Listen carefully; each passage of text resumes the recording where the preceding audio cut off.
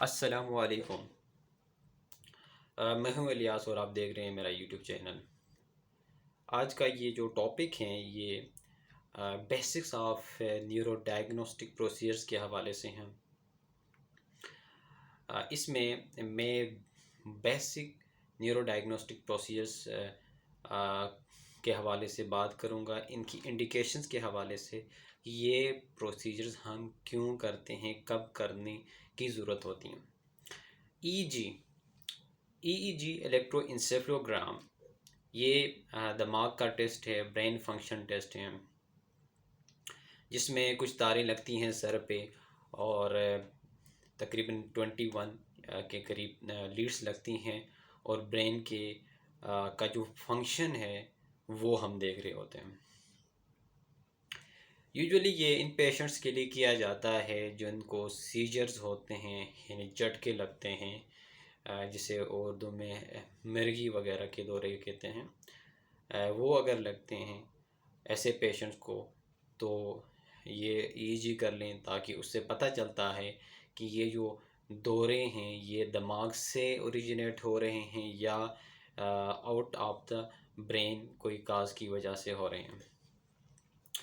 दूसरा, कोई patient suppose unconscious हो जाता है आ, या यानी लेथार्जिक होता है, ड्राउजी हो जाता है, तो सम टाइम ऐसा होता है कि क्लिनिकली ज़ाहरी तौर पर मरीज़ को झटके नहीं लग रहे होते हैं, उनके दिमाग में झटके हो रहे होते हैं, जिनको हम कहते हैं सब क्लिनिकल सीजर्स, जो कि क्लिनिकली नज़र नहीं आते हैं, ब्रेन के अंदर हो रहे होते हैं। ऐसे सीजर्स की को देखने के लिए भी हम ईईजी कर लेते हैं। ईईजी का कोई साइड इफ़ेक्ट नहीं है। अगर कोई मरीज़ को ईईजी में ईईजी करने के बाद आप ईईजी में आप देख रहे हैं झटके लगे हैं, ईईजी में एपिलेप्टिक एक्टिविटी हैं या या जिसे हम कहते हैं सीजर एक्टिविटी हैं, तो फिर उसका प्रॉपर ट्रीटमेंट ज़रूरी होता है।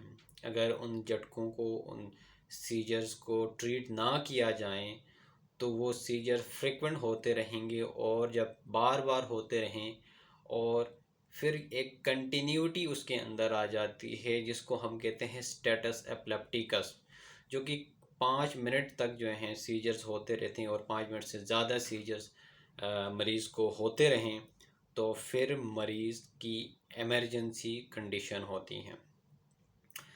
फिर मरीज़ जो हैं आपका मरीज़ जो है ख़राब हो सकता है, वो वर्स कंडीशन में जा सकता है।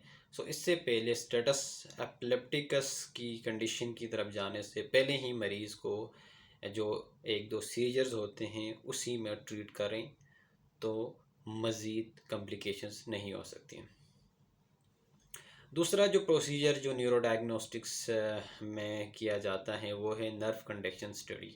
इसकी क्या इंडिकेशन है? नर्व कंडक्शन स्टडी जो हमारी बॉडी में हमारे स्पाइनल कॉर्ड से नर्व्स निकलती हैं, जो कि हमारे अपर लिम्स, लोअर लिम्स और फिर जो हैं ट्रंक लेवल को जाती हैं।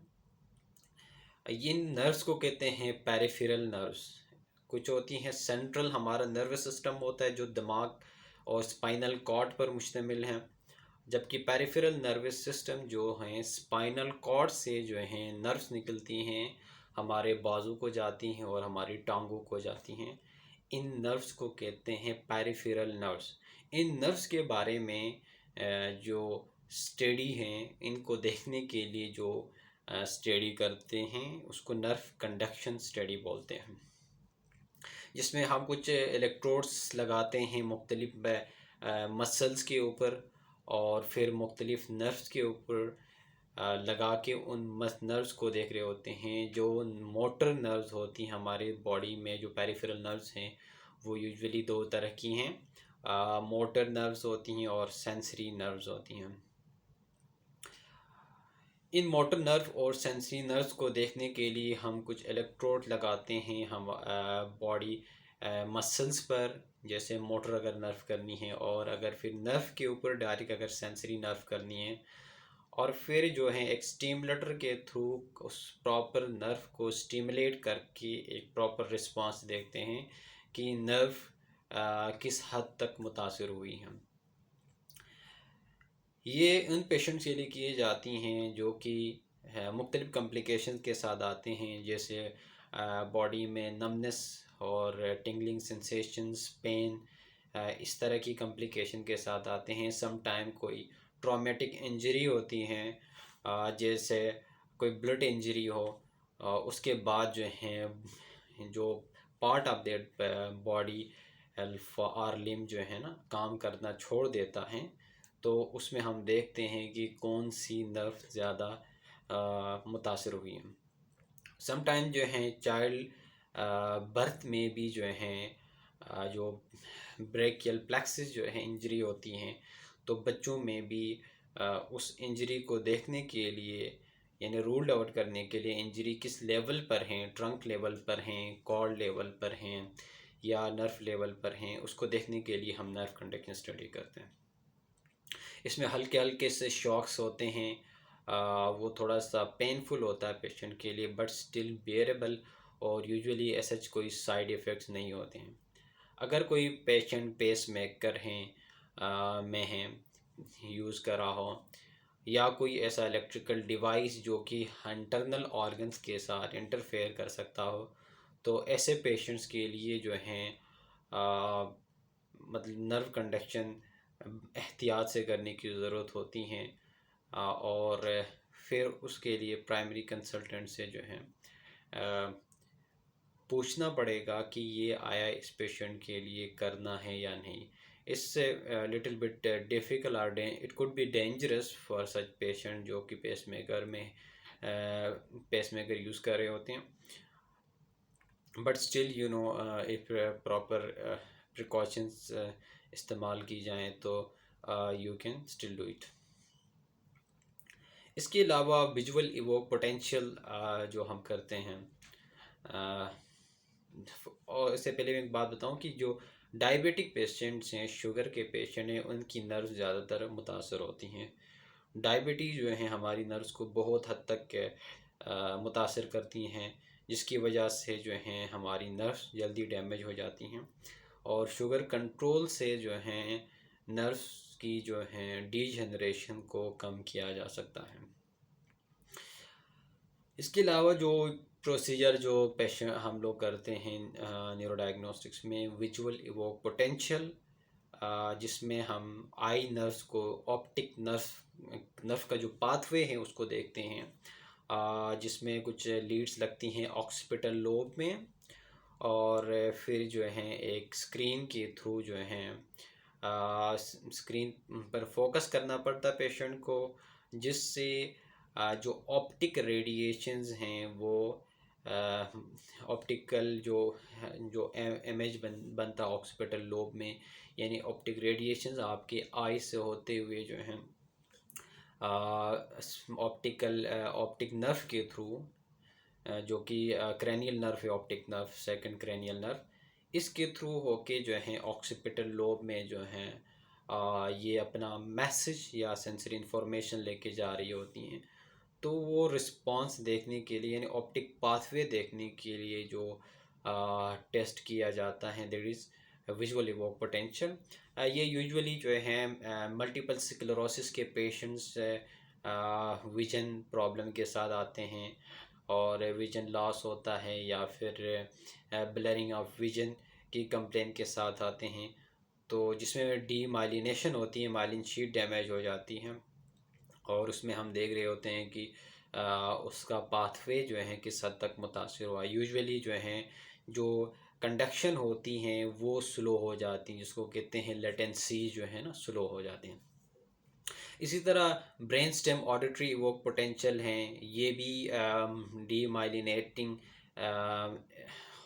यानी ज़्यादातर डीमाइलिनेशन हो रही होती है हमारी जो नर्व्स की, और जिसकी वजह से नर्व्स जो है ना अपनी पूरी कंडक्शन प्रॉपरली नहीं कर पा रही या बहुत स्लो कर पाती हैं, जिसकी वजह से सेंसरी इंफॉर्मेशन ब्रेन तक प्रॉपरली नहीं पहुंचती हैं या बहुत डिलेड पहुंच जाती हैं। तो ब्रेन स्टेम आर्टरी वो पोटेंशियल में जो एट्थ क्रेनियल नर्व हैं, वेस्टिब्यूलो कोक्लियर नर्व, उसका पाथवे चेक किया जाता है। वो मुख्तलिफ जो हैं एरियाज़ जो होते हुए कान से के अंदर जो है मिडल एयर, फिर इनर एयर से फिर जाके जो है आपके जो है मेडुला ओब्लंगेटा, फिर पोन्स हैं, और फिर जो है जाके ऊपर मिड ब्रेन तक के लेवल तक ये एक पूरा जो है पाथवे होता है।